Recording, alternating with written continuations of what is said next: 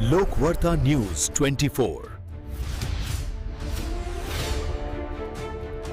सत्य की आवाज।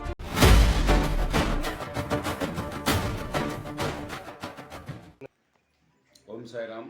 देगलूर ते शिर्डी पायी पदयात्रा दरवर्षीप्रमाणे याही वर्षी आम्ही आज 2026 काल 1 तारखेपासून आरंभ झालेली पदयात्रा आहे।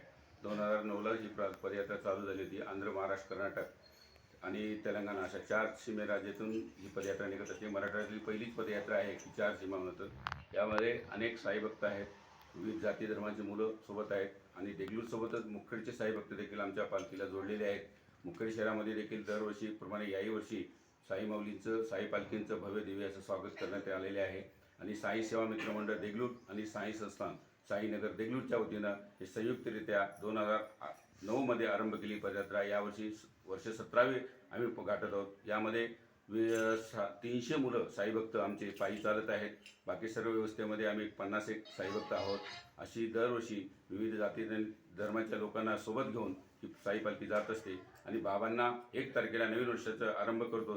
14 तारखेला मकर संक्रांती दिवशी तिळगुळ देऊन बाबाच्या चरणी साष्टांग दंडवत घालण्याची आम्ही पदयात्रा आयोजित केलेली आहे आणि त्यानिमित्तानं आज मुखेड शहरामध्ये हे दुसरा दिवसाचा प्रवास असून आमचा मुखेड शहरामध्ये या दरवर्षीप्रमाणे 16 वर्ष जसं त्यांनी स्वागत केले याही वर्षी त्यांनी स्वागत तुमच्या पालखीचे केलेले आहे। म्हणून पुन्हा एकदा ओम साईराम।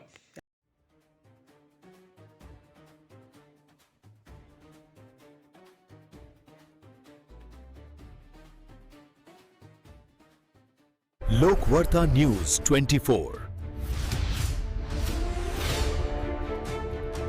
सत्य की आवाज।